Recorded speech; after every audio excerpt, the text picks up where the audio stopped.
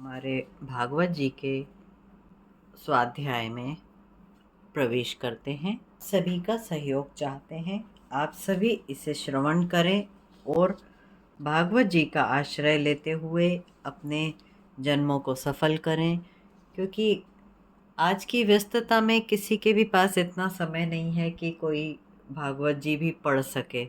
तो इस वजह से हम हमारे धार्मिक ग्रंथों से बहुत दूर होते जा रहे हैं। और भागवत जी पढ़ने के, भागवत जी सुनने के बहुत सारे फायदे होते हैं। इससे हमें मानसिक शांति भी मिलती है और हमारे दुख दर्द जो होते हैं वो दूर होते हैं। हमें दिन प्रतिदिन जब हम इनका श्रवण करते हैं तो हमें पता भी नहीं चलता कि भागवत जी का आश्रय लेने के बाद हमारे संकटों में कितनी कमी आ जाती है। इसलिए आइए हम सभी भागवत जी का आश्रय लेते हैं। और आप सभी से मेरी रिक्वेस्ट है कि आप लोग मेरे चैनल को लाइक करें और सब्सक्राइब करें। बेल आइकन को ज़रूर दबा दें ताकि आपको आने वाली सभी वीडियो नियमित रूप से प्राप्त हो सके। चैनल पे ज़रूर बने रहें। कोई त्रुटि हो तो उसके लिए मुझे क्षमा करें। तम भगवान विष्णु मंगलम गरुणध्वजा मंगलम पुंडरीकाक्ष मंगलाय तनोहरि शांताकारं भुजगशयनं पद्मनाभं सुरेशं विश्वधारं गगनसदृशं मेघवर्णं शुभांगं लक्ष्मीकान्तं कमलनयनं योगिभिर्ध्यानगम्यं वन्दे विष्णु भवभयहरं सर्वलोकैकनाथं। हम चौथा अध्याय शुरू करते हैं। इसमें यादव कुल का नाश सुनकर विदुर जी का मैत्रेय जी के पास जाने का वृतांत है। यादव कुल का नाश सुन तजी विदुर जगार, दुखी होए मन में चले मैत्रेय जी के पास। उद्धव जी बोले, तब संपूर्ण यादवों ने ब्राह्मणों की आज्ञा से भोजन किया और अति नशीली मदिरा पीकर मतवाले हो गए। परस्पर गाली देने लगे और एक दूसरे को मारने लगे। अपनी माया से रचे हुए उस चरित्र को देखकर भगवान श्री कृष्ण सरस्वती में आचमन कर एक पीपल के वृक्ष के नीचे चुपचाप जाकर बैठ गए। भगवान श्री कृष्ण ने इस घटना के प्रथम ही मुझसे कह दिया था कि उद्धव, तुम बद्री का आश्रम चले जाओ। मैं उसी क्षण उनका मतलब समझ गया, किंतु मुझे उनका वियोग असह्य था। इसलिए मैं भी उनके पीछे पीछे प्रभास क्षेत्र को चला आया। मैंने वहां जगत के आश्रय भगवान श्री कृष्ण चंद्र को दिव्य विग्रह से युक्त अकेले ही सरस्वती के तट पर पीपल के वृक्ष के नीचे पेड़ से पीठ लगाए बैठे देखा। उनका दाहिना चरण बाई जांग पर रखा था। वे संपूर्ण भोगों से मुक्त थे। उनकी शोभा वर्णनीय थी। देववश वहां मैत्रेय जी भी आ पहुंचे। तब अपने परम भक्त मैत्रेय जी के सम्मुख ही उन्होंने मुझे उपदेश दिया।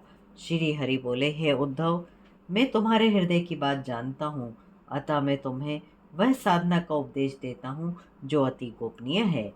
हे उद्धव, तुम पहले जन्म में वसु थे।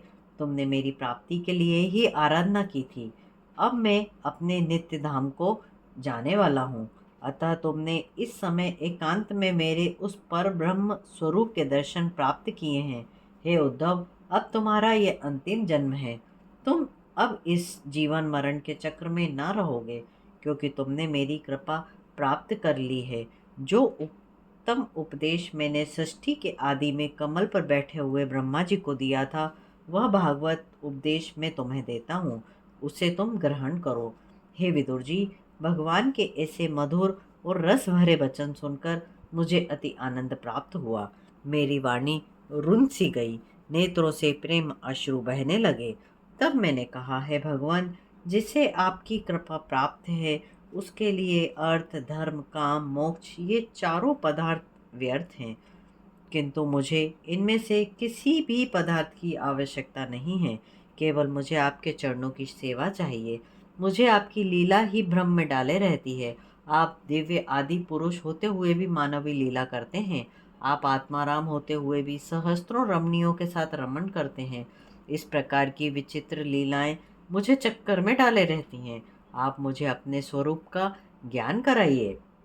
हे विदुर जी, जब मैंने इस प्रकार भगवान श्री कृष्णचंद्र से निवेदन किया, तब उन्होंने अपने स्वरूप का ज्ञान कराने वाले उपदेश को दिया। हे महाभाग विदुर जी, मैं उस अचिंतनीय भगवान के मुखारविंद से उनके स्वरूप का ज्ञान प्राप्त करके उनकी वंदना तथा परिक्रमा करके यहाँ यमुना तट पर आया हूँ।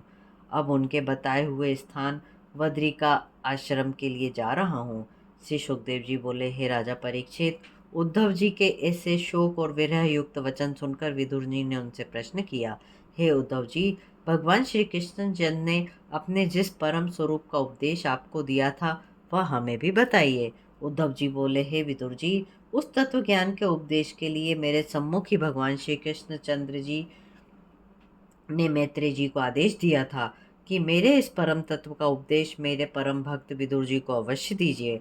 आप मैत्रेय जी के पास जाकर उनसे ही परम तत्व को ग्रहण करें। इतना सुनकर विदुर जी प्रातःकाल ही उद्धव जी के स्थान से चल दिए। राजा परीक्षित बोले, हे मुनीश्वर, जब ब्राह्मणों का शाप सारे यादवों को नष्ट करने के लिए था, तब उद्धव जी कैसे बचे रहे? श्री सुखदेव जी बोले, हे राजा परीक्षित, यह सब कुछ तो उन्हीं भगवान श्री कृष्णचंद्र की प्रेरणा से ही हुआ था। ब्राह्मणों का शाप भी उन्होंने अपनी प्रेरणा से दिलवाया था। जब वे अपने ही विग्रह को समेटकर अपने नित्य धाम को जाने लगे, तब उन्होंने सोचा कि मेरे चले जाने पर मेरे लीलाओं का वर्णन और धर्म का विस्तार कम हो जाएगा। अतः उद्धव जी अपना अनन्य भक्त और लीला विस्तार करने वाले समझकर उन्हें वहीं छोड़ दिया। बद्रिका आश्रम जाने की आज्ञा दी। जब विदुर जी ने उद्धव जी के मुख से भगवान के परम धाम जाने की कथा सुनी और यह भी सुना कि उन्होंने मुझे भी स्मरण किया था, तो विदुर जी उनके प्रेम में लीन होकर प्रेम अश्रु बहाने लगे। तत्पश्चात वहां से चलकर मैत्रेय जी के आश्रम गंगा घाट पर आए। इस प्रकार चौथा अध्याय यहाँ समाप्त होता है।